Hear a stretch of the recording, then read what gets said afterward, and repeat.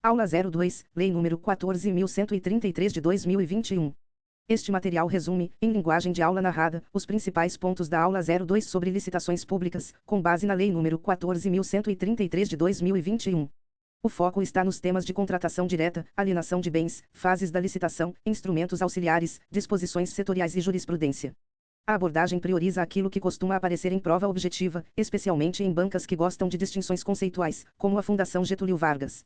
A primeira orientação de estudo é a seguinte: a licitação é a regra. A contratação sem licitação é a exceção.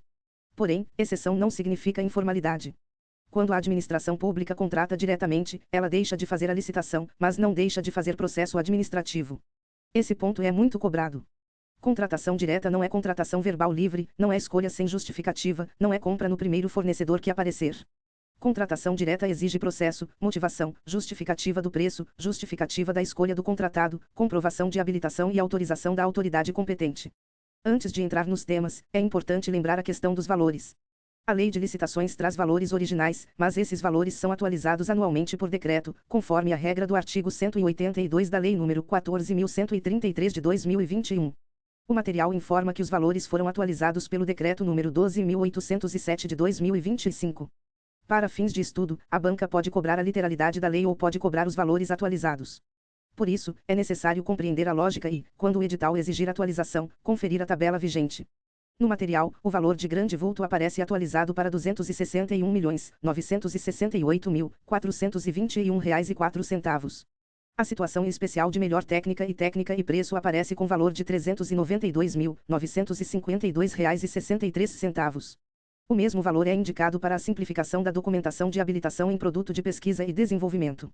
A dispensa de licitação em razão do valor para obras, serviços de engenharia e serviços de manutenção de veículos automaters aparece atualizada para R$ 130.984,20. A dispensa em razão do valor para compras e demais serviços aparece atualizada para R$ 65.492,11. O limite para contrato verbal aparece atualizado para R$ 13.098,41. Para a prova, o candidato deve ficar atento à pergunta: se a questão pedir a literalidade da Lei nº 14.133 de 2021, trabalha-se com os valores originais da lei. Se a questão mencionar atualização anual, decreto ou portal nacional de contratações públicas, trabalha-se com os valores atualizados. Contratação direta. A contratação direta é o gênero que abrange as situações em que a administração pública contrata sem realizar licitação. Ela se divide em inexigibilidade de licitação e dispensa de licitação. A inexigibilidade ocorre quando a competição é inviável. A ideia central é simples. Se não existe competição possível, não há sentido em exigir licitação. A licitação é um procedimento competitivo. Se a competição não pode ocorrer, a licitação se torna inexigível. O rol de inexigibilidade é exemplificativo. Essa é uma pegadinha muito cobrada. O artigo 74 da Lei nº 14.133 de 2021 apresenta hipóteses especiais de inexigibilidade, mas não esgota todos os casos possíveis. Sempre que a administração demonstrar concretamente a inviabilidade de competição, poderá haver inexigibilidade, mesmo que a hipótese não esteja descrita literalmente em um dos incisos do artigo 74. A dispensa de licitação, por sua vez, ocorre quando a competição seria possível, mas a lei afasta a obrigatoriedade de licitar. A dispensa se divide em licitação dispensável e licitação dispensada. A licitação dispensável é a hipótese em que o legislador autoriza a administração a não licitar. A decisão é discricionária. Isso significa que, mesmo diante de uma hipótese de licitação dispensável, a administração pode avaliar a conveniência e escolher licitar ou contratar diretamente. Os casos de licitação dispensável estão no artigo 75 da Lei nº 14.133 de 2021, e o rol é taxativo. O administrador não pode inventar uma nova hipótese de dispensa. A licitação dispensada é diferente. Nela, a lei determina que não haja licitação. A atuação da administração é vinculada. Na Lei nº 14.133 de 2021, os casos de licitação dispensada estão relacionados à alienação de bens, especialmente no artigo 76. Também aqui o rol é taxativo. A forma mais segura de memorizar é esta. Inexigibilidade significa inviabilidade de competição e tem rol exemplificativo. Licitação dispensável significa que seria possível licitar, mas a lei autoriza a contratação direta, com decisão discricionária e rol taxativo. Licitação dispensada significa que a lei determina a não realização da licitação, com decisão vinculada, rol taxativo e foco em alienação de bens. A Fundação Getúlio Vargas costuma cobrar justamente essa comparação. Se a questão afirmar que as hipóteses de inexigibilidade são taxativas, a afirmação está errada. Se a questão afirmar que os casos de dispensa são taxativos, a afirmação está correta. Se a questão chamar contratação de artista consagrado de dispensa, normalmente estará errada, porque esse caso é de inexigibilidade. Se a questão disser que contratação direta dispensa processo administrativo, também estará errada. Formalidades da contratação direta. A contratação direta não tem licitação, mas tem processo administrativo. Esse processo deve conter os documentos necessários para justificar por que não se licita, por que determinado contratado foi escolhido e por que o preço é adequado. O processo de contratação direta deve ser instruído com documento de formalização da demanda. Esse documento representa a necessidade administrativa. Em seguida, conforme o caso, pode ser necessário estudo técnico preliminar, análise de riscos, termo de referência, projeto básico ou projeto executivo. A administração também deve produzir estimativa da despesa, calculada conforme a lei de licitações. Além disso, deve haver parecer jurídico e, quando o caso exigir, parecer técnico. O parecer jurídico avalia a regularidade da contratação direta. O parecer técnico pode ser necessário quando o objeto exigir conhecimento especializado, como tecnologia da informação, engenharia, saúde, educação, obras ou serviços técnicos. O processo também deve demonstrar a compatibilidade da previsão de recursos orçamentários com a obrigação que será assumida. A lógica é simples. A administração não deve contratar sem demonstrar que há previsão de recursos para pagar. Outro documento indispensável é a comprovação de que o contratado preenche os requisitos de habilitação e qualificação mínima necessária. Mesmo sem licitação, o contratado precisa ter condições jurídicas, técnicas, fiscais, sociais, trabalhistas e econômico-financeiras, conforme o caso, para executar o objeto. Também devem constar a razão da escolha do contratado e a justificativa de preço. A razão da escolha explica por que aquele fornecedor foi selecionado. A justificativa de preço demonstra que o valor é adequado e compatível com o mercado ou com a realidade da contratação. Por fim, deve haver autorização da autoridade competente. O ato que autoriza a contratação direta, ou o extrato decorrente do contrato, deve ser divulgado e mantido à disposição do público em sítio eletrônico oficial. Esse detalhe é importante porque mostra que a contratação direta também está sujeita à publicidade, controle e transparência. A responsabilidade por contratação direta indevida é outro ponto de prova. Se a contratação direta indevida ocorrer com dolo, fraude ou erro grosseiro, o contratado e o agente público responsável respondem solidariamente pelo dano causado ao erário, sem prejuízo de outras sanções legais. Responsabilidade solidária significa que o ressarcimento pode ser exigido de um ou de outro, ou de ambos, nos limites legais. A prova costuma trocar dolo, fraude e erro grosseiro por culpa leve, ou costuma dizer que responde apenas o contratado ou apenas o agente público. Nessas formulações, é preciso ter cuidado. Inexigibilidade de licitação. A inexigibilidade de licitação está fundada na inviabilidade de competição. O artigo 74 da Lei nº 14.133 de 2021 menciona 5 hipóteses relevantes. A primeira é o fornecedor exclusivo. A segunda é a contratação de profissional do setor artístico consagrado. A terceira é a contratação de serviços técnicos especializados de natureza predominantemente intelectual com profissional ou empresa de notória especialização. A quarta é a contratação por credenciamento. A quinta é a aquisição ou locação de imóvel cujas características de instalações e de localização tornem necessária sua escolha.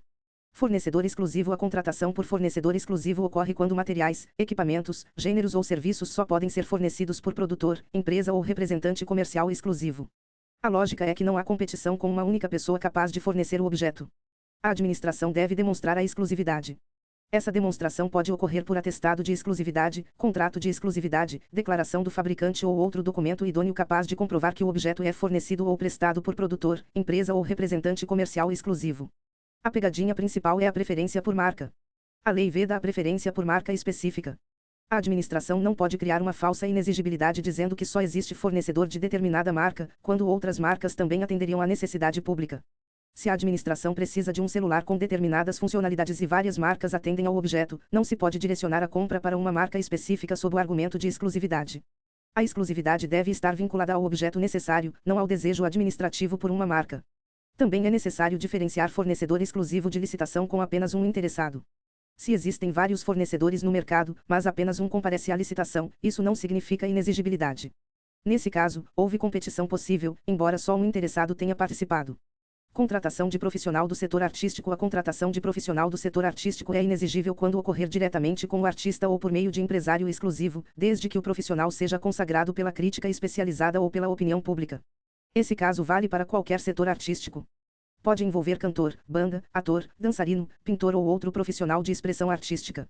A razão é que a prestação artística tem caráter personalíssimo. Se a administração quer contratar um artista específico consagrado, não há como comparar esse artista com outro como se fossem produtos equivalentes. O empresário exclusivo é a pessoa física ou jurídica que possui contrato, declaração, carta ou outro documento que ateste exclusividade permanente e contínua de representação, no país ou em estado específico. A exclusividade pode ser nacional ou estadual, mas não pode ser restrita a evento ou local específico. Essa restrição é muito cobrada. Não serve uma carta de exclusividade apenas para o evento da prefeitura ou apenas para determinado show. Isso poderia criar uma falsa inexigibilidade. A exclusividade precisa ser permanente e contínua, e não uma exclusividade artificial criada para justificar a contratação direta. Serviços técnicos especializados com notória especialização. A contratação de serviços técnicos especializados de natureza predominantemente intelectual com profissionais ou empresas de notória especialização é a hipótese de inexigibilidade. Aqui há dois requisitos cumulativos. O serviço deve ser técnico e especializado de natureza predominantemente intelectual e o contratado deve possuir notória especialização. Se faltar um dos dois requisitos, não há inexigibilidade com base nessa hipótese. A lei menciona como serviços técnicos especializados os estudos técnicos, planejamentos e projetos básicos ou executivos. Também entram pareceres, perícias e avaliações em geral. Também entram assessorias ou consultorias técnicas e auditorias financeiras ou tributárias. Entram ainda fiscalização, supervisão ou gerenciamento de obras ou serviços. A lista inclui patrocínio ou defesa de causas judiciais ou administrativas, treinamento e aperfeiçoamento de pessoal, restauração de obras de arte e bens de valor histórico, controles de qualidade e tecnológico, análises, testes, ensaios de campo e laboratoriais, instrumentação e monitoramento de parâmetros específicos de obras e do meio ambiente, além de outros serviços de engenharia enquadráveis na definição legal. Notória especialização não é apenas ter diploma. É o reconhecimento de que determinado profissional ou empresa tem conceito diferenciado em seu campo de especialidade, em razão de desempenho anterior, estudos, experiência, publicações, organização, aparelhamento, equipe técnica ou outros elementos relacionados à atividade. O ponto central é que o trabalho do contratado deve ser essencial e reconhecidamente adequado à plena satisfação do objeto. Há duas vedações importantes. A inexigibilidade não pode ser usada para serviços de publicidade e divulgação. Além disso, nessa contratação é vedada a subcontratação de empresas ou a atuação de profissionais distintos daqueles que justificaram a inexigibilidade. Isso é lógico. Se a contratação direta ocorreu porque um profissional específico era notoriamente especializado, não faz sentido ele ser substituído por outro. A prova costuma afirmar que treinamento de servidores com profissional de notória especialização é dispensa de licitação. Isso está errado. Treinamento e aperfeiçoamento de pessoal, com profissional ou empresa de notória especialização, é inexigibilidade. Também é comum a prova dizer que qualquer serviço técnico especializado gera inexigibilidade. Isso também está errado. O serviço técnico especializado, sozinho, não basta. É preciso notória especialização. Credenciamento como hipótese de inexigibilidade. O credenciamento é um processo administrativo de chamamento público em que a administração convoca interessados em prestar serviços ou fornecer bens. Quem preencher os requisitos necessários pode se credenciar para executar o objeto quando convocado. O credenciamento é o contrário da lógica do fornecedor exclusivo. No fornecedor exclusivo, só um pode contratar. No credenciamento, vários podem contratar ao mesmo tempo, sem competição entre eles. Por exemplo, a administração pode credenciar diversos laboratórios, clínicas ou profissionais de saúde, deixando que o usuário escolha onde será atendido, ou distribuindo a demanda conforme critérios objetivos. O credenciamento pode ser usado em contratações paralelas e não excludentes, quando é vantajoso contratar vários interessados em condições padronizadas. Também pode ser usado quando a escolha do contratado fica a cargo do beneficiário direto da prestação. Pode ainda ser utilizado em mercados fluidos, quando a flutuação constante do valor da prestação e das condições de contratação inviabiliza a seleção por licitação tradicional. Por fim, a lei também menciona o comércio eletrônico para bens e serviços comuns padronizados ofertados em sistema próprio. A prova cobra que credenciamento é instrumento auxiliar e também hipótese de inexigibilidade quando o objeto deva ou possa ser contratado por esse meio. Aquisição ou locação de imóvel é inexigível a licitação para aquisição ou locação de imóvel cujas características de instalações e de localização tornem necessária sua escolha. A lógica é que determinado imóvel, por sua localização e características, atende de maneira singular à necessidade administrativa. Esse caso exige avaliação prévia do bem, do estado de conservação, dos custos de adaptações e do prazo de amortização dos investimentos. Exige também certificação da inexistência de imóveis públicos veigos e disponíveis que atendam ao objeto. Além disso, exige justificativa que demonstre a singularidade do imóvel e a vantagem para a administração. A pegadinha histórica é relevante. Na legislação anterior, esse caso era tratado como dispensa. Na Lei nº 14.133 de 2021, passou a ser inexigibilidade. Se a questão disser que locação de imóvel específico, escolhido por suas características e localização, é dispensa na nova lei, a afirmação tende a estar errada. Licitação dispensável. A licitação dispensável ocorre quando seria possível licitar, mas a lei autoriza a contratação direta. O rol está no artigo 75 da Lei nº 14.133 de 2021 e é taxativo. A decisão é discricionária, porque a administração pode licitar ou dispensar. Os casos de licitação dispensável podem ser estudados em 4 grupos didáticos. Há hipóteses em função do valor. Há hipóteses em função da situação. Há hipóteses em função do objeto. Há hipóteses em função da pessoa contratada. A dispensa em função do valor abrange valores inferiores a R$ 100.000, na literalidade da lei, para obras, serviços de engenharia e serviços de manutenção de veículos automotivos. Também abrange valores inferiores a R$ 50.000, na literalidade da lei, para compras e demais serviços. O detalhe decisivo é a palavra inferiores. Se o valor for exatamente R$ 100.000 ou exatamente R$ 50.000, na literalidade da lei, não se enquadra na dispensa, porque a lei exige valor inferior. Há uma diferença importante entre manutenção de veículos e compra de veículos. Serviço de manutenção de veículo automotor entra no limite maior, relativo a obras, serviços de engenharia e manutenção de veículos. Aquisição de veículo é compra e entra no limite menor. Os valores são duplicados para compras, obras e serviços contratados por consórcio público ou por autarquia ou fundação qualificada como agência executiva. Essa duplicação só deve ser considerada quando a questão mencionar expressamente essas situações. Para evitar fracionamento indevido, a aferição dos limites considera o somatório do que for despendido no exercício financeiro pela respectiva unidade gestora e o somatório da despesa com objetos de mesma natureza, entendidos como aqueles do mesmo ramo de atividade.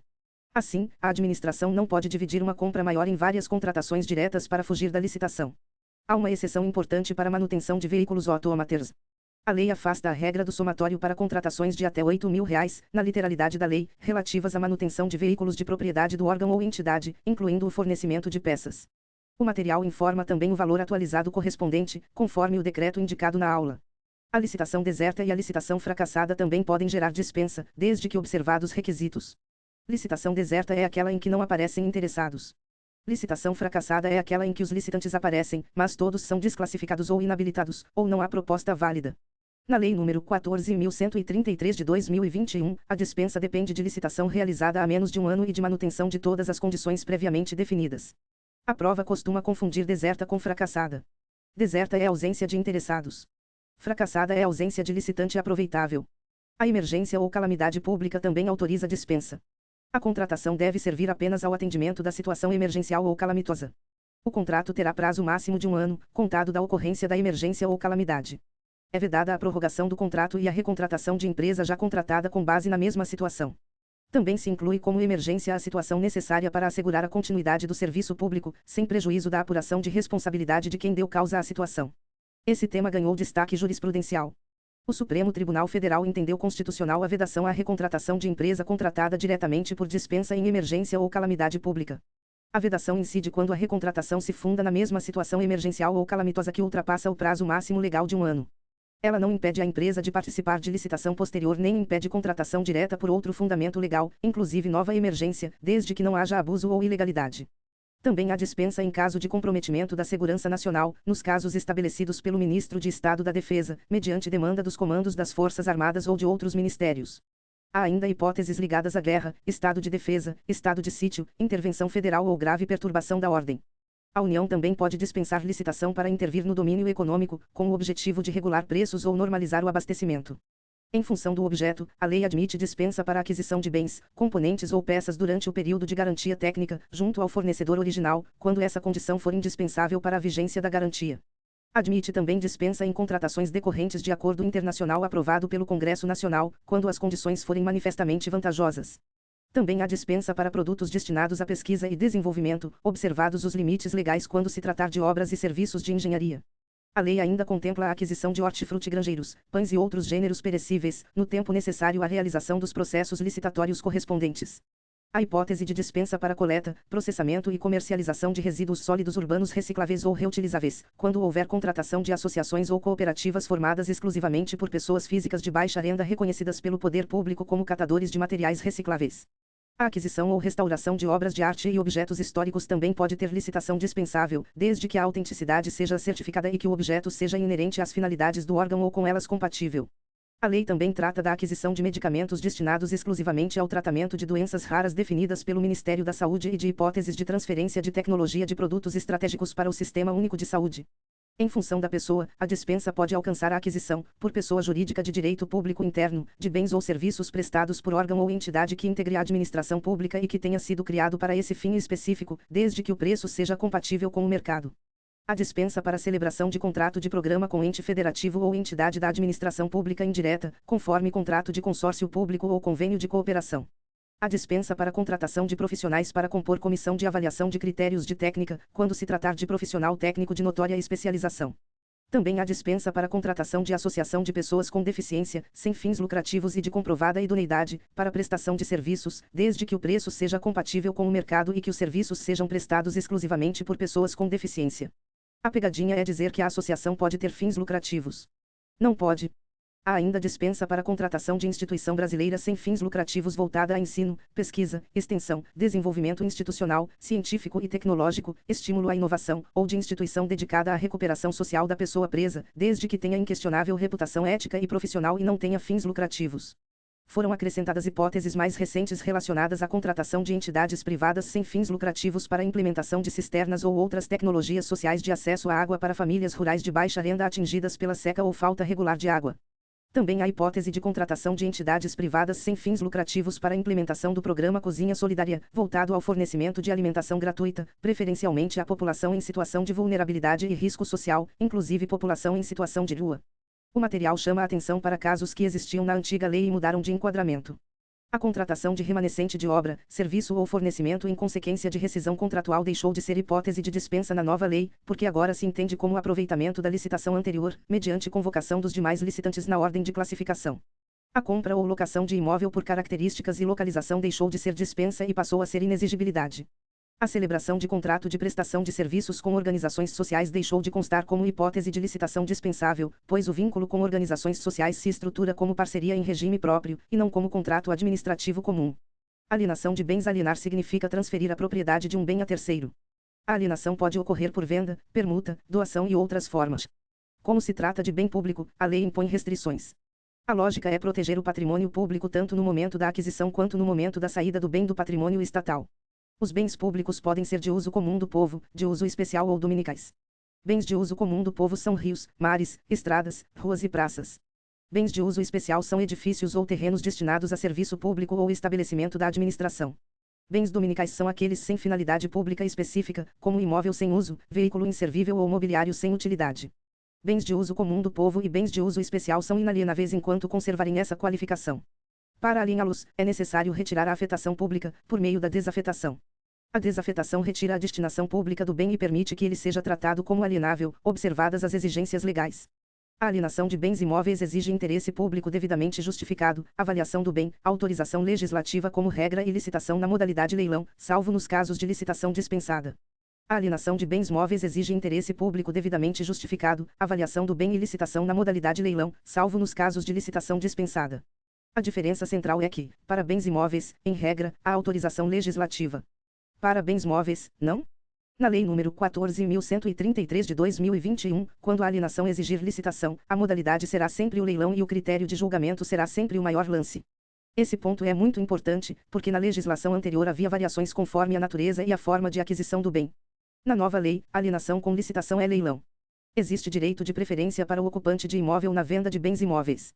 O ocupante que se submeter a todas as regras do edital e comprovar a ocupação do imóvel objeto da licitação terá direito de preferência, embora a lei não detalhe exaustivamente o funcionamento desse direito. A regra é que a alienação de bens imóveis dependa de autorização legislativa. Contudo, há exceções. Quando a aquisição do imóvel pela administração decorrer de procedimento judicial ou de dação em pagamento, a alienação posterior dispensará autorização legislativa e exigirá apenas avaliação prévia e licitação na modalidade leilão. A licitação dispensada é aquela em que a lei determina que não se licite. Todos os casos de licitação dispensada na Lei nº 14.133 de 2021 estão relacionados à alienação de bens. Mas nem toda alienação de bens é licitação dispensada, porque a regra geral continua sendo licitar por leilão. Para bens imóveis, a licitação é dispensada, entre outros casos, na dação em pagamento feita pela administração. Também é dispensada na doação permitida exclusivamente para outro órgão ou entidade da administração pública, de qualquer esfera de governo. Também é dispensada na venda a outro órgão ou entidade da administração pública, de qualquer esfera de governo. Na doação de imóvel para outro órgão ou entidade pública, o bem doado reverte ao patrimônio da pessoa jurídica doadora quando cessarem as razões que justificaram a doação, sendo vedada sua alienação pelo beneficiário. Há também licitação dispensada na permuta por outros imóveis que atendam às finalidades da administração, desde que observadas as condições legais. Para a União, a diferença de valores não pode ultrapassar a metade do valor do imóvel que será ofertado pela União, segundo avaliação prévia, contorna de valores quando necessário. Também há hipóteses de licitação dispensada relacionadas a programas habitacionais, regularização fundiária, concessão de direito real de uso, aforamento, locação, permissão de uso e situações específicas envolvendo terras públicas rurais e legitimação de posse ou fundiária. Para bens móveis, a licitação é dispensada na doação, permitida exclusivamente para fins e uso de interesse social, após avaliação de oportunidade e conveniência socioeconômica em relação à escolha de outra forma de alienação. Também é dispensada na permuta entre órgãos ou entidades da administração pública. A dispensa para venda de ações, que podem ser negociadas em bolsa, observada a legislação específica. A dispensa para venda de títulos, observada a legislação pertinente. A dispensa para venda de bens produzidos ou comercializados por entidades da administração pública em virtude de suas finalidades. Há também dispensa para venda de materiais e equipamentos sem utilização previsível por quem deles dispõe para outros órgãos ou entidades da administração pública. A doação com encargo merece atenção. Doação com encargo é aquela em que o donatário recebe o bem, mas assume uma obrigação. Como regra, a doação com encargo deve ser licitada, e o instrumento deve conter os encargos, o prazo de cumprimento e a cláusula de reversão, sob pena de nulidade. Ainda assim, a licitação pode ser dispensada se houver interesse público devidamente justificado. Fases da licitação. O processo de licitação segue, em regra, a sequência da fase preparatória, divulgação do edital, apresentação de propostas e lances, julgamento, habilitação, fase recursal e homologação. A grande mudança em relação à antiga Lei de Licitações é que, na Lei nº 14.133 de 2021, o julgamento ocorre antes da habilitação como regra. A habilitação pode ser invertida e ocorrer antes da apresentação das propostas e do julgamento, mas essa inversão deve ser motivada, com explicitação dos benefícios decorrentes, e deve constar expressamente no edital. As licitações devem ocorrer preferencialmente na forma eletrônica. A forma presencial é admitida mediante decisão motivada. Quando presencial, a sessão pública deve ser registrada em ata e gravada em áudio e vídeo, conjuntada da gravação aos autos. Na fase de julgamento, se previsto no edital, a administração pode avaliar a conformidade da proposta do licitante provisoriamente vencedor por meio de homologação de amostras, exame de conformidade, prova de conceito ou outros testes de interesse da administração. Esses mecanismos servem para verificar se a proposta realmente atende ao termo de referência ou ao projeto básico. Fase preparatória. A fase preparatória é a fase de planejamento da licitação e da contratação. Ela corresponde ao que tradicionalmente se chamava fase interna. O planejamento deve ser compatível com o plano de contratações anual, se houver, e com as leis orçamentárias. Deve envolver elementos técnicos, mercadológicos e de gestão capazes de interferir na contratação. A fase preparatória envolve a descrição da necessidade da contratação, fundamentada em estudo técnico preliminar. Envolve a definição do objeto por termo de referência, anteprojeto, projeto básico ou projeto executivo, conforme o caso. Envolve regras de execução, pagamento, recebimento, fiscalização e gestão. Envolve o orçamento estimado e a motivação sobre o momento de sua divulgação. Envolve a elaboração do edital, a minuta do contrato, quando necessária, o regime de fornecimento, a modalidade, o critério de julgamento, o modo de disputa e a análise de riscos. A Lei nº 14.133 de 2021 veda a aquisição de artigos de luxo. Os itens de consumo adquiridos para suprir as demandas da administração devem ter qualidade comum, não superior à necessária para cumprir suas finalidades. A definição do que é bem comum e bem de luxo depende de regulamento de cada poder. Audiência pública e consulta pública são instrumentos de participação social e são discricionários na nova lei. A administração pode convocar audiência pública antes da divulgação do edital, permitindo manifestação de interessados e disponibilizando previamente informações como estudo técnico preliminar e elementos do edital. A audiência pode ser presencial ou eletrônica e deve ser divulgada com antecedência mínima de 8 dias úteis. A consulta pública, por sua vez, normalmente é documental, com disponibilização dos elementos da licitação para sugestões em prazo fixado. O valor estimado da contratação é essencial para evitar sobrepreço, avaliar disponibilidade orçamentária e orientar a seleção da proposta. Na nova lei, o valor estimado não define mais a modalidade licitatória, mas continua relevante. A estimativa deve observar critérios definidos na lei, com diferenças entre compras e serviços em geral, de um lado, e obras e serviços de engenharia, de outro. O orçamento estimado pode ser sigiloso, desde que justificado. Porém, o sigilo não se aplica aos órgãos de controle interno e externo. Mesmo com orçamento sigiloso, devem ser divulgados os quantitativos e as informações necessárias à elaboração das propostas. Se o critério de julgamento for maior desconto, o preço estimado ou o preço máximo aceitável deve constar do edital, porque o licitante precisa conhecer a base sobre a qual oferecerá o desconto. O edital é o instrumento convocatório da licitação. Ele contém o objeto, regras de convocação, julgamento, habilitação, recursos, penalidades, fiscalização, gestão contratual, entrega do objeto e condições de pagamento. Sempre que possível, a administração deve adotar minutas padronizadas de edital e de contrato. O edital pode atribuir ao contratado a responsabilidade pela obtenção do licenciamento ambiental, quando cabível. Porém, em obras e serviços de engenharia, a manifestação prévia ou licença prévia deve ser obtida antes da divulgação do edital, quando a lei exigir. O edital também deve prever índice de reajustamento de preço, com database vinculada à data do orçamento estimado, independentemente do prazo de duração do contrato. A margem de preferência também aparece no tema da fase preparatória. Ela pode permitir preferência para bens manufaturados e serviços nacionais que atendam a normas técnicas brasileiras, e para bens reciclados, recicláveis ou biodegradáveis, conforme a lei. Isso pode fazer com que uma proposta de valor nominal maior seja escolhida, se estiver dentro da margem de preferência aplicável. Divulgação do edital ao final da fase preparatória. O processo deve ser encaminhado ao órgão de assessoramento jurídico para controle prévio de legalidade, mediante análise jurídica da contratação. O parecer jurídico deve ser redigido em linguagem simples, clara e objetiva, com apreciação dos elementos indispensáveis da contratação e exposição dos pressupostos de fato e de direito. A prova pode tentar dizer que o parecer dispensa esses pressupostos. Não dispensa. A divulgação do edital ocorre de forma obrigatória com a manutenção do inteiro teor do edital e de seus anexos no Portal Nacional de Contratações Públicas. Também deve haver publicação de extrato no Diário Oficial e em jornal diário de grande circulação. De forma facultativa, pode haver divulgação do inteiro teor no sítio eletrônico do ente federativo ou do consórcio público e divulgação direta a interessados cadastrados. Após a homologação, também devem ser divulgados no Portal Nacional de Contratações Públicas os documentos elaborados na fase preparatória que não tenham integrado o edital e seus anexos. Os prazos mínimos para a apresentação de propostas e lances são contados a partir da divulgação do edital. Para a aquisição de bens, quando o critério for menor preço ou maior desconto, o prazo mínimo é de 8 dias úteis. Nas demais hipóteses de aquisição de bens, o prazo é de 15 dias úteis. Para serviços e obras comuns, quando o critério for menor preço ou maior desconto, o prazo é de 10 dias úteis. Para serviços especiais e obras ou serviços especiais de engenharia, quando o critério for menor preço ou maior desconto, o prazo é de 25 dias úteis. Na contratação integrada, o prazo é de 60 dias úteis. Na contratação semi-integrada e nas hipóteses não abrangidas pelas anteriores, o prazo é de 35 dias úteis. Para maior lance, o prazo é de 15 dias úteis. Para técnica e preço, melhor técnica ou conteúdo artístico, o prazo é de 35 dias úteis. Por modalidade, uma forma prática de memorizar é esta. No pregão, 8 dias úteis para bens e 10 dias úteis para serviços. No leilão, 15 dias úteis. No concurso, 35 dias úteis. Na concorrência, o prazo varia conforme objeto, critério e regime. No diálogo competitivo, há prazos especiais, sendo 25 dias úteis para manifestação de interesse e 60 dias úteis para apresentação de propostas. Modificações no edital exigem nova divulgação na mesma forma da divulgação inicial e reabertura dos prazos, salvo quando a alteração não comprometer a formulação das propostas. Nas licitações do Ministério da Saúde, no âmbito do Sistema Único de Saúde, os prazos podem ser reduzidos até a metade por decisão fundamentada. Modos de disputa. O modo de disputa é a forma de apresentação das propostas e dos lances. Há modo aberto e modo fechado. No modo aberto, os licitantes apresentam lances públicos e sucessivos, crescentes ou decrescentes. É a lógica clássica do pregão e do leilão. No modo fechado, as propostas permanecem em sigilo até a data e hora de sua divulgação, e não há lances sucessivos. Os modos podem ser usados isolada ou conjuntamente. Porém, há vedações. O modo fechado, de forma isolada, é vedado quando o critério de julgamento for menor preço ou maior desconto. Já o modo aberto é vedado quando o critério de julgamento for técnica e preço.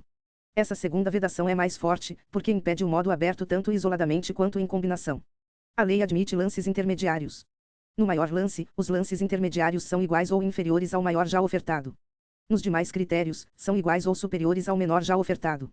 A finalidade é permitir melhor classificação de licitantes que não conseguem superar o primeiro colocado, mas querem ficar bem posicionados para eventual convocação posterior. O edital pode prever intervalo mínimo de diferença entre lances, para evitar melhorias irrisórias. Garantia de proposta. A garantia de proposta não se confunde com garantia contratual. A garantia de proposta pode ser exigida no momento de apresentação da proposta, como requisito de pré-habilitação. Ela serve para reforçar a seriedade da proposta do licitante. A exigência deve constar do edital. As formas de apresentação são as mesmas previstas para garantia contratual, cabendo ao licitante escolher a modalidade. O valor da garantia de proposta não pode ser superior a 1% do valor estimado da contratação. A garantia de proposta é devolvida aos licitantes no prazo de 10 dias úteis, contado da assinatura do contrato ou da data em que for declarada fracassada a licitação. Se o vencedor se recusar a assinar o contrato ou não apresentar os documentos necessários à contratação, haverá execução integral da garantia de proposta. Julgamento. Na fase de julgamento, a administração avalia as propostas conforme o critério previsto no edital. Devem ser desclassificadas as propostas que contiverem vícios insanáveis, não obedecerem às especificações técnicas pormenorizadas no edital, apresentarem preços inexequíveis, permanecerem acima do orçamento estimado para a contratação, não tiverem sua exequibilidade demonstrada quando exigido, ou apresentarem desconformidade insanável com exigências do edital. A palavra permanecer é importante. A proposta acima do orçamento estimado não é necessariamente desclassificada de imediato, porque a administração pode negociar condições mais vantajosas. Se, após a negociação, a proposta permanecer acima do orçamento máximo aceitável, será desclassificada. A verificação de conformidade pode ser feita apenas em relação à proposta mais bem classificada. A administração pode realizar diligências para aferir a exequibilidade ou exigir que o licitante a demonstre. Em obras e serviços de engenharia e arquitetura, a avaliação de exequibilidade e sobrepreço considera preço global, quantitativos e preços unitários relevantes. São consideradas inexequíveis as propostas inferiores a 75% do valor orçado pela administração. Quando a proposta for inferior a 85% do valor orçado, deve ser exigida garantia adicional equivalente à diferença entre o valor orçado e o valor da proposta, sem prejuízo das demais garantias cabíveis. Os critérios de desempate seguem ordem legal. Primeiro, disputa final, em que os licitantes empatados apresentam nova proposta. Segundo, avaliação do desempenho contratual prévio, desde que exista sistema objetivo de avaliação. Terceiro, desenvolvimento pelo licitante de ações de equidade entre homens e mulheres no ambiente de trabalho. Quarto, desenvolvimento de programa de integridade, conforme orientações dos órgãos de controle. Se ainda houver empate, aplicar-se preferência, sucessivamente, para empresas estabelecidas no território do Estado ou do Distrito Federal do órgão ou entidade licitante, para empresas brasileiras, para empresas que investam em pesquisa e desenvolvimento de tecnologia no país, e para empresas que comprovem prática de mitigação de impactos ambientais, conforme a lei. Isso não prejudica a preferência legal das microempresas e empresas de pequeno porte. A nova lei não prevê sorteio como critério de desempate. Essa ausência é uma pegadinha relevante. Após definido o resultado do julgamento, a administração pode negociar condições mais vantajosas com o primeiro colocado. A negociação também pode ocorrer com os demais licitantes, segundo a ordem de classificação, quando o primeiro colocado, mesmo após negociação, for desclassificado por permanecer acima do preço máximo admitido. Habilitação. A habilitação é a fase em que se verifica o conjunto de informações e documentos necessários para demonstrar a capacidade jurídica, técnica, fiscal, social, trabalhista e econômico-financeira do licitante. A habilitação jurídica demonstra a capacidade de exercer direitos e assumir obrigações. A habilitação técnica demonstra qualificação técnico-profissional e técnico-operacional. A habilitação fiscal, social e trabalhista comprova regularidade perante cadastros fiscais, Seguridade Social, Fundo de Garantia do Tempo de Serviço e obrigações trabalhistas, incluindo a vedação constitucional de trabalho proibido de menor.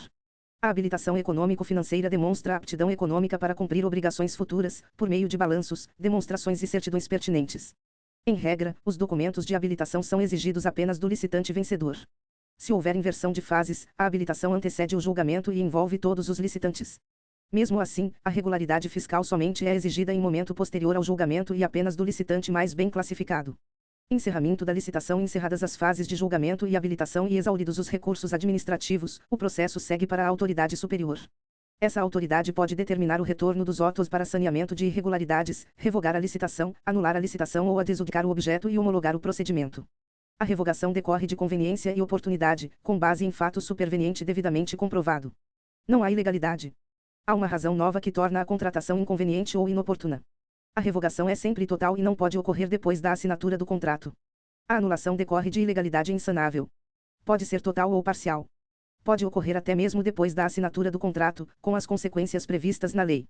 Quando há anulação, deve haver apuração de responsabilidade de quem deu causa ao vício. Tanto a revogação quanto a anulação devem ser precedidas de manifestação dos interessados. Em caso de nulidade, o contratado tem direito à indenização pelo que houver executado até a data da declaração de nulidade e por outros prejuízos regularmente comprovados, salvo se ele tiver dado causa à nulidade. A adjudicação é o ato que atribui o objeto ao vencedor. A homologação é o ato final pelo qual a autoridade reconhece a legalidade e a regularidade do procedimento licitatório. Instrumentos auxiliares. A Lei nº 14.133 de 2021 prevê 5 instrumentos auxiliares das licitações e contratações. São eles o credenciamento, a pré-qualificação, o procedimento de manifestação de interesse, o sistema de registro de preços e o registro cadastral. Eles não são modalidades de licitação, não são critérios de julgamento e não são, por si só, licitação. São procedimentos que auxiliam a contratação pública. Credenciamento. O credenciamento é processo administrativo de chamamento público. A administração convoca interessados em prestar serviços ou fornecer bens. Quem preencher os requisitos necessários se credencia para executar o objeto quando convocado. Não há competição entre os credenciados. Por isso, o credenciamento se conecta à inexigibilidade de licitação. Ele pode ser usado em contratações paralelas e não excludentes, em que vários contratos simultâneos são vantajosos.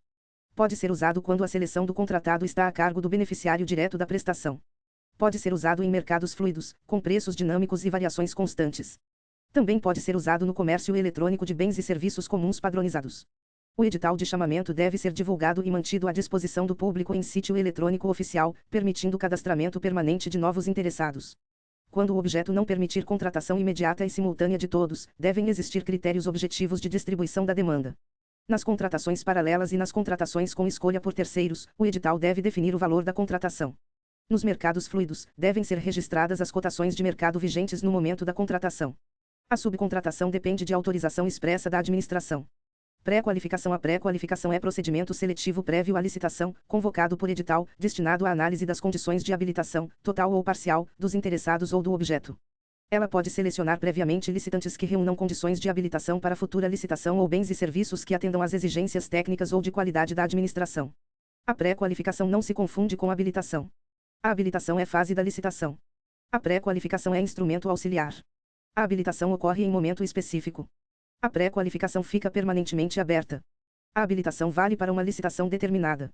A pré-qualificação pode servir para número indeterminado de contratações futuras. A habilitação analisa licitantes. A pré-qualificação pode analisar licitantes, bens e serviços. A pré-qualificação pode ser subjetiva, quando voltada a licitantes, ou objetiva, quando voltada a bens e serviços. Na pré-qualificação de licitantes, podem ser dispensados documentos que já constem do registro cadastral. A comissão ou órgão indicado deve examinar os documentos no prazo máximo de 10 dias úteis e pode determinar correção ou reapresentação, para ampliar a competição. A pré-qualificação pode ser total ou parcial, e pode ocorrer por grupos ou segmentos. Na pré-qualificação de bens, pode ser exigida comprovação de qualidade. Bens e serviços pré-qualificados integram catálogo da administração. Licitantes e bens pré-qualificados devem ser divulgados e mantidos à disposição do público. A validade máxima da pré-qualificação é de 1 ano, podendo ser atualizada a qualquer tempo, e não pode superar a validade dos documentos apresentados. A administração pode realizar licitação restrita a licitantes ou bens pré-qualificados.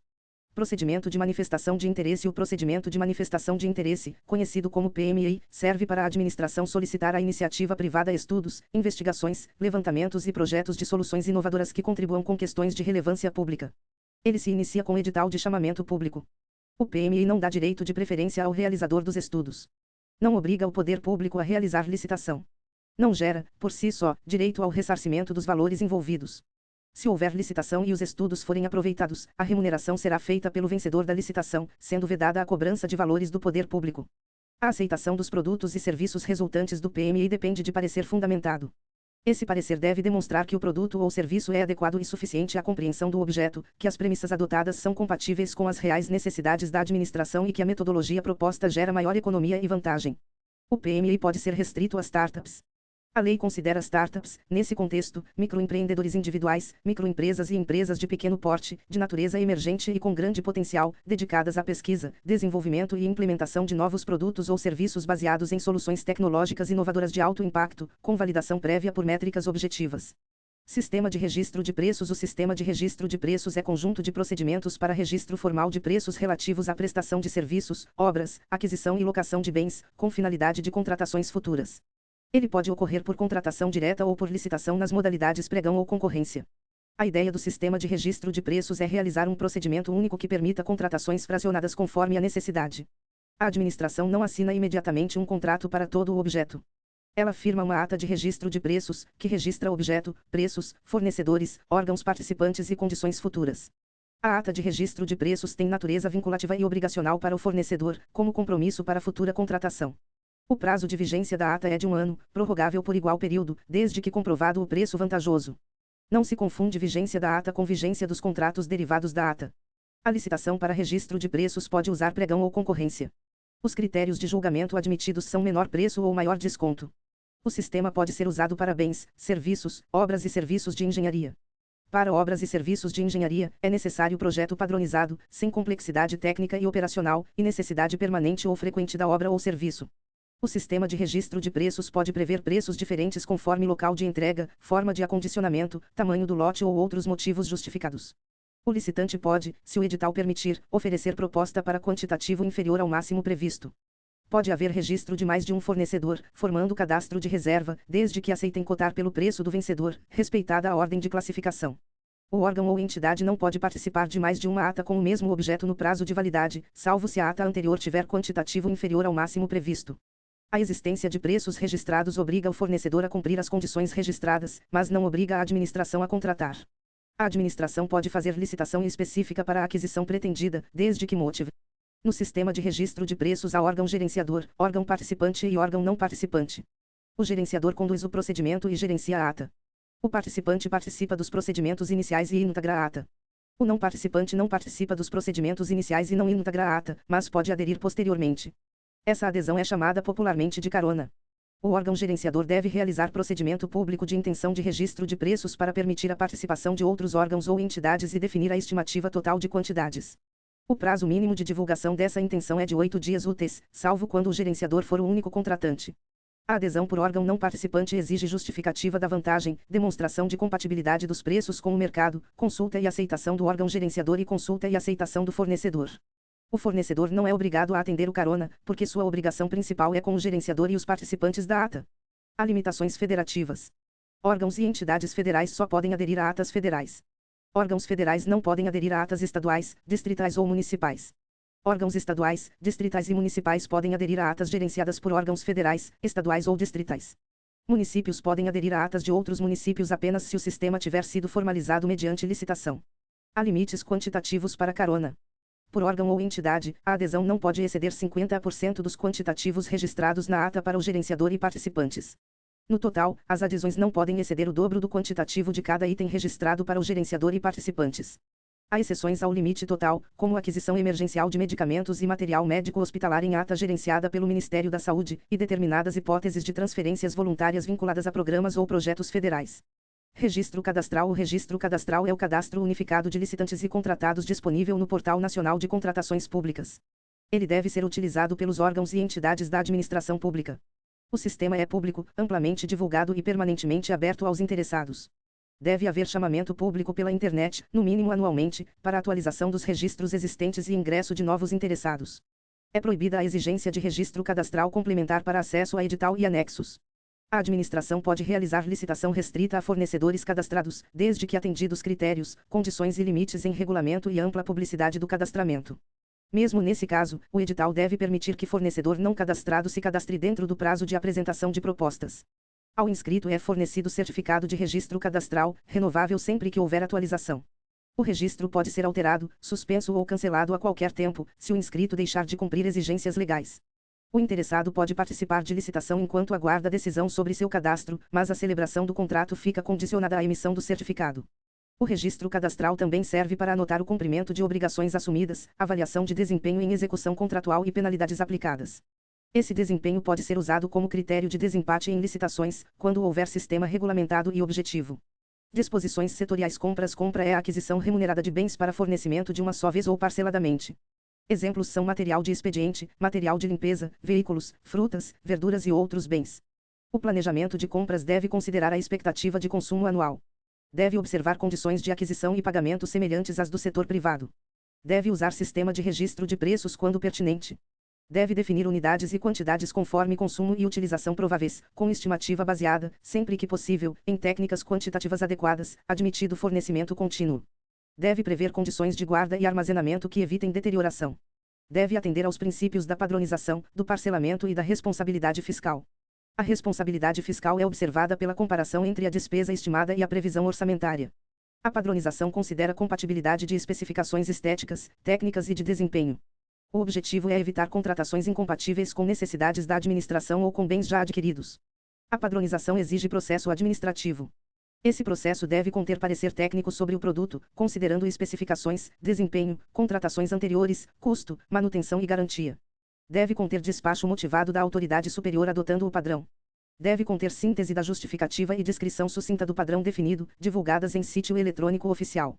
A administração pode aderir a processo de padronização de outro órgão ou entidade de nível federativo igual ou superior. Assim, um município pode usar padronização de Estado ou União. Um Estado pode usar padronização de outro Estado ou da União. A União, por ser o nível federativo máximo, não usa processo de ente inferior. A adesão deve ser motivada, com indicação da necessidade e dos riscos. O parcelamento deve ser adotado quando tecnicamente viável e economicamente vantajoso. Ele busca ampliar a competição e evitar concentração de mercado. Na compra, devem ser considerados a viabilidade de dividir o objeto em lotes, as peculiaridades do mercado local e o dever de buscar ampliação da competição. O parcelamento não será adotado quando a economia de escala, a redução de custos de gestão de contratos ou a maior vantagem recomendar a compra do item do mesmo fornecedor. Também não será adotado quando o objeto formar sistema único e integrado e houver risco ao conjunto. Também pode ser afastado quando o processo de padronização ou a escolha de marca levar a fornecedor exclusivo. Indicação de marca ou modelo. Como regra, a administração não deve indicar marca ou modelo. Excepcionalmente, é possível indicar marca ou modelo, desde que haja justificativa formal. A indicação é admitida por necessidade de padronização, por necessidade de compatibilidade com plataformas e padrões já adotados, quando determinada marca ou modelo comercializados por mais de um fornecedor forem os únicos capazes de atender à necessidade, ou quando a marca servir apenas como referência para melhor compreensão do objeto. Se houver indicação de marca e outro fornecedor apresentar produto similar, pode haver prova de qualidade. Essa prova pode demonstrar conformidade com normas técnicas oficiais, Associação Brasileira de Normas Técnicas ou entidade credenciada pelo Inmetro. Também pode ocorrer por declaração de atendimento satisfatório emitida por outro órgão ou entidade de nível federativo equivalente ou superior que tenha adquirido o produto. Também pode ocorrer por certificação, laudo laboratorial ou documento similar. A administração também pode, em casos excepcionais, vedar determinada marca ou produto, desde que processo administrativo comprove que produtos adquiridos anteriormente não atenderão a requisitos indispensáveis ao adimplemento da obrigação contratual. A amostra ou prova de conceito pode ser exigida quando prevista no edital e justificada. Pode ocorrer no procedimento de pré-qualificação permanente, na fase de julgamento de propostas ou lances, ou durante a vigência do contrato ou da ata de registro de preços. Se ocorrer na fase de julgamento, deve ser exigida apenas do licitante provisoriamente vencedor. A carta de solidariedade também pode ser exigida excepcionalmente e de forma motivada, quando o licitante for revendedor ou distribuidor. Ela é emitida pelo fabricante e assegura a execução do contrato, reforçando a responsabilidade solidária pela qualidade e entrega do objeto. Termo de referência, projeto básico, anteprojeto e projeto executivo. O termo de referência é o documento necessário para a contratação de bens e serviços. Ele define o objeto, sua natureza, quantitativos, prazo contratual, possibilidade de prorrogação, requisitos da contratação, forma de seleção do fornecedor, critérios de medição e pagamento, entre outros elementos. O projeto básico é utilizado para obras e serviços de engenharia, e contém elementos necessários e suficientes para definir e dimensionar a obra ou o serviço. Em termos simples, o projeto básico define o que será a obra ou serviço. O termo de referência se aplica a bens e serviços. O projeto básico se aplica a obras e também pode ser usado para serviços. Para bens, usa-se termo de referência. Para obras, usa-se projeto básico. Para serviços, pode haver termo de referência ou projeto básico, conforme o caso. O anteprojeto é usado especialmente na contratação integrada. Ele contém elementos necessários à elaboração do projeto básico pelo contratado. O projeto executivo, por sua vez, define como a obra ou serviço de engenharia será executado, com detalhamento das soluções previstas no projeto básico. Obras e serviços de engenharia. As licitações de obras e serviços de engenharia devem observar normas relativas à disposição final ambientalmente adequada dos resíduos sólidos, mitigação e compensação ambiental, uso de produtos e equipamentos que reduzam consumo de energia e recursos naturais, avaliação de impacto de vizinhança, proteção do patrimônio histórico, cultural, arqueológico e imaterial, e acessibilidade para pessoas com deficiência ou mobilidade reduzida. A execução de cada etapa da contratação deve ser precedida da conclusão e aprovação das etapas anteriores pela autoridade competente. Na execução indireta de obras e serviços de engenharia, a lei admite empreitada por preço unitário, empreitada por preço global, empreitada integral, contratação por tarefa, contratação integrada, contratação semi-integrada e fornecimento e prestação de serviço associado. A empreitada por preço unitário contrata a execução por preço certo de unidades determinadas. A empreitada por preço global contrata a execução por preço certo e total. A empreitada integral contrata o empreendimento em sua integralidade, incluindo etapas de obras, serviços e instalações necessárias até a entrega em condições de entrada em operação. A contratação por tarefa envolve mão de obra para pequenos trabalhos por preço certo, com ou sem fornecimento de materiais. A contratação integrada é regime em que o contratado elabora e desenvolve os projetos básico e executivo, executa obras e serviços de engenharia, fornece bens ou presta serviços especiais, realiza montagem, teste, pré-operação e demais operações necessárias à entrega final do objeto. A administração licita com base em anteprojeto. A contratação semi-integrada é semelhante, mas o contratado não elabora o projeto básico. Ele elabora o projeto executivo e executa a obra ou serviço. Na semi-integrada, o projeto básico é fornecido pela administração, mas o contratado pode propor alterações superiores, com autorização prévia, assumindo responsabilidade pelos riscos associados à alteração. O fornecimento e prestação de serviço associado envolve fornecimento do objeto e responsabilidade do contratado por sua operação, manutenção ou ambas, por tempo determinado. Com exceção da empreitada por preço unitário e do fornecimento e prestação de serviço associado, a licitação desses regimes deve ser por preço global, vedada a remuneração orientada por preços unitários ou por quantidades unitárias. O projeto executivo é obrigatório para a execução de obras e serviços de engenharia, como regra. A exceção ocorre quando o estudo técnico preliminar demonstrar que sua dispensa não prejudica a aferição dos padrões de desempenho e qualidade. Na contratação integrada e semi-integrada, o projeto executivo não é prévio à licitação, porque fica a cargo do contratado.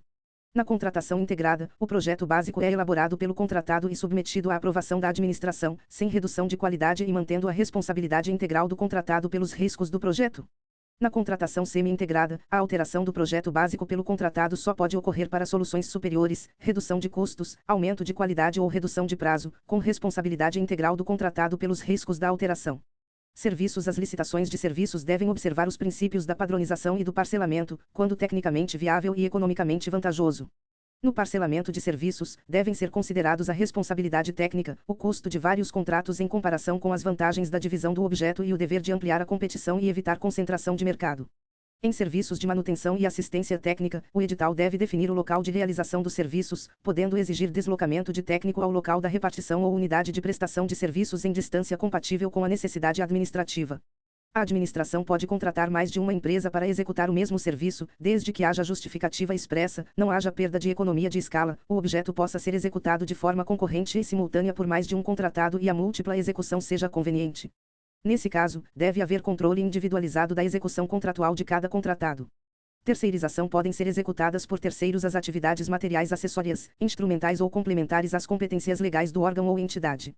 A terceirização não pode servir para substituir servidores ou empregados públicos de forma irregular. Na contratação de serviço terceirizado, é vedado à administração indicar pessoas expressamente nominadas para executar o objeto. Também é vedado fixar salário inferior ao definido em lei ou ato normativo. É vedado estabelecer vínculo de subordinação com funcionário da empresa terceirizada. É vedado definir pagamento mediante exclusivo reembolso dos salários. É vedado demandar execução de tarefas fora do escopo do contrato. É vedado prever exigências que constituam intervenção indevida na gestão interna do contratado. Durante a vigência do contrato, o contratado não pode contratar cônjuge, companheiro ou parente em linha reta, colateral ou por afinidade, até o terceiro grau, de dirigente do órgão ou entidade contratante ou de agente público que desempenhe função na licitação, fiscalização ou gestão do contrato. Essa vedação deve constar expressamente do edital. A finalidade é evitar nepotismo indireto. Nas contratações de serviços com dedicação exclusiva de mão de obra, o contratado deve apresentar, quando solicitado, sob pena de multa, comprovação do cumprimento das obrigações trabalhistas e do fundo de garantia do tempo de serviço em relação aos empregados envolvidos. A administração pode exigir registro de ponto, recibos de salários, comprovantes de benefícios, depósitos de fundo de garantia e outros documentos. Isso se relaciona à possibilidade de responsabilidade subsidiária da administração por encargos trabalhistas se houver falha na fiscalização. Locação de imóveis. A locação de imóveis, como regra, deve ser precedida de licitação e avaliação prévia do bem, do estado de conservação, dos custos de adaptação e do prazo de amortização dos investimentos necessários. A lei não define expressamente a modalidade aplicável à locação em geral. A exceção é a inexigibilidade quando as características de instalações e localização do imóvel tornam necessária sua escolha, conforme já estudado. Licitações internacionais. Nas licitações de âmbito internacional, o edital deve se ajustar às diretrizes da política monetária e do comércio exterior e atender às exigências dos órgãos competentes. Quando for permitido ao licitante estrangeiro cotar preço em moeda estrangeira, o licitante brasileiro também poderá fazê-lo. Se o licitante brasileiro for contratado nessas condições, o pagamento a ele será feito em moeda corrente nacional. As garantias de pagamento ao licitante brasileiro devem ser equivalentes às oferecidas ao licitante estrangeiro. As propostas de todos os licitantes ficam sujeitas às mesmas regras e condições do edital. O edital não pode prever condições de habilitação, classificação ou julgamento que constituam barreiras de acesso ao licitante estrangeiro, observadas as regras da própria lei e a possibilidade de margem de preferência para bens produzidos no país e serviços nacionais que atendam às normas técnicas brasileiras. Jurisprudência destacada. O Supremo Tribunal Federal, na ação direta de inconstitucionalidade número 6.890, decidiu que é constitucional a vedação à recontratação de empresa contratada diretamente por dispensa de licitação nos casos de emergência ou calamidade pública, prevista no inciso 8º do artigo 75 da Lei nº 14.133 de 2021. A vedação incide sobre recontratação fundada na mesma situação emergencial ou calamitosa que extrapole o prazo máximo legal de um ano. Ela não impede que a empresa participe de licitação substitutiva à dispensa nem impede contratação direta por outro fundamento previsto em lei, inclusive uma nova emergência ou calamidade pública, sem prejuízo do controle de abusos ou ilegalidades. Pontos mais importantes para a prova da Fundação Getúlio Vargas. A primeira pegadinha é confundir inexigibilidade com dispensa. Inexigibilidade é inviabilidade de competição. Dispensa é competição possível com afastamento legal do dever de licitar. A segunda pegadinha é o rol. Inexigibilidade tem rol exemplificativo. Dispensa, tanto dispensável quanto dispensada, tem rol taxativo. A terceira pegadinha é a contratação direta sem processo. Isso está errado. Contratação direta dispensa licitação, mas não dispensa processo administrativo. A quarta pegadinha é a responsabilidade. Na contratação direta indevida com dolo, fraude ou erro grosseiro, contratado e agente público respondem solidariamente pelo dano ao erário. A quinta pegadinha é o artista. Profissional do setor artístico consagrado, contratado diretamente ou por empresário exclusivo, é inexigibilidade, não dispensa.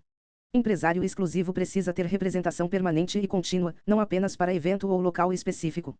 A sexta pegadinha é o serviço técnico especializado. Serviço técnico especializado de natureza predominantemente intelectual só gera inexigibilidade se houver notória especialização. Publicidade e divulgação não entram nessa hipótese. A sétima pegadinha é o imóvel. Na nova lei, aquisição ou locação de imóvel escolhido por características e localização é inexigibilidade. Na lei antiga, era tratado como dispensa. A oitava pegadinha é a dispensa por valor. A lei fala em valores inferiores, não iguais.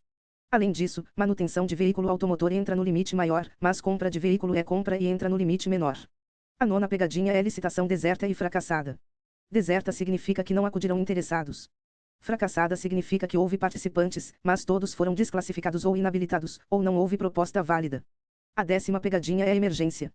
Contrato emergencial dura até 1 ano, contado da ocorrência da emergência ou calamidade. É vedada prorrogação e recontratação pela mesma situação. A 11ª pegadinha é alienação. Quando houver licitação para alienar bens, a modalidade é leilão e o critério é maior lance. Para bem imóvel, em regra, há autorização legislativa. Para bem móvel, não? A 12ª pegadinha é a sequência das fases. A regra é julgamento antes da habilitação.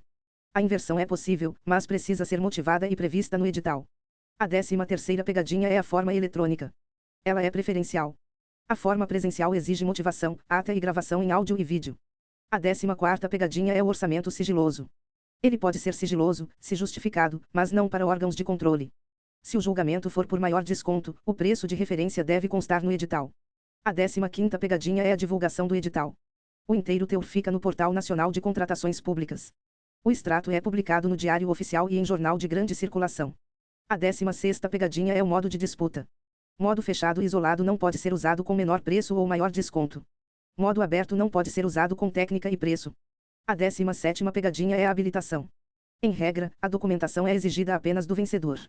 Mesmo com inversão de fases, a regularidade fiscal só é exigida depois do julgamento e apenas do mais bem classificado. A 18ª pegadinha é revogação e anulação. Revogação é mérito, fato superveniente, total e não ocorre após a assinatura do contrato. Anulação é ilegalidade insanável, pode ser total ou parcial e pode ocorrer mesmo após o contrato. A 19ª pegadinha é o sistema de registro de preços. A ata obriga o fornecedor nas condições registradas, mas não obriga a administração a contratar. A 20ª pegadinha é a carona. A adesão de órgão não participante exige vantagem, compatibilidade de preços e aceitação do gerenciador e do fornecedor. O fornecedor não é obrigado a aceitar carona. A 21ª pegadinha é o registro cadastral. Ele é público, aberto permanentemente e unificado no Portal Nacional de Contratações Públicas. A licitação pode ser restrita a cadastrados, mas o edital deve permitir cadastramento dentro do prazo de apresentação de propostas. A 22ª pegadinha é a indicação de marca. Em regra, é vedada, mas excepcionalmente é possível, com justificativa formal, nos casos previstos em lei. Também é possível vedar marca ou produto, mas apenas com processo administrativo que comprove desempenho anterior insatisfatório. A 23ª pegadinha é terceirização. A administração contrata o serviço, não a pessoa. Não pode indicar nominalmente trabalhadores, não pode criar subordinação direta, não pode pagar por simples reembolso salarial e não pode desviar o terceirizado para tarefas fora do objeto. Fechamento da aula. Para dominar esta aula, o candidato deve organizar a matéria em 3 grandes chaves mentais. A primeira chave é a contratação direta. Nela, o mais importante é distinguir inexigibilidade, licitação dispensável e licitação dispensada. Inexigibilidade nasce da inviabilidade de competição. Licitação dispensável nasce de autorização legal para não licitar. Licitação dispensada nasce de determinação legal para não licitar, especialmente em alienação de bens. A segunda chave é o procedimento licitatório. A nova lei adota planejamento forte na fase preparatória, preferência pela forma eletrônica, julgamento antes da habilitação, possibilidade de orçamento sigiloso, critérios objetivos para prazos, modos de disputa, desclassificação, desempate, habilitação e encerramento. A terceira chave é a contratação inteligente. A Lei nº 14.133 de 2021 fortalece instrumentos auxiliares, como credenciamento, pré-qualificação, procedimento de manifestação de interesse, sistema de registro de preços e registro cadastral. Também detalha compras, obras, serviços, terceirização, locação e licitações internacionais. A Fundação Getúlio Vargas tende a explorar conceitos próximos, trocando nomes e regimes. Portanto, o estudo deve ser comparativo. Sempre que a questão mencionar contratação sem licitação, pergunte se a competição é inviável ou se a lei apenas autorizou ou determinou a não licitação. Sempre que mencionar alienação, pergunte se é bem móvel ou imóvel, se há necessidade de autorização legislativa e se a modalidade é leilão. Sempre que mencionar fases, lembre que a regra é julgamento antes da habilitação. Sempre que mencionar registro de preços, lembre que a ata obriga o fornecedor, mas não obriga a administração a contratar. Com essa estrutura, a aula deixa de ser uma lista de artigos e passa a ser um mapa lógico da Lei de Licitações e Contratos Administrativos.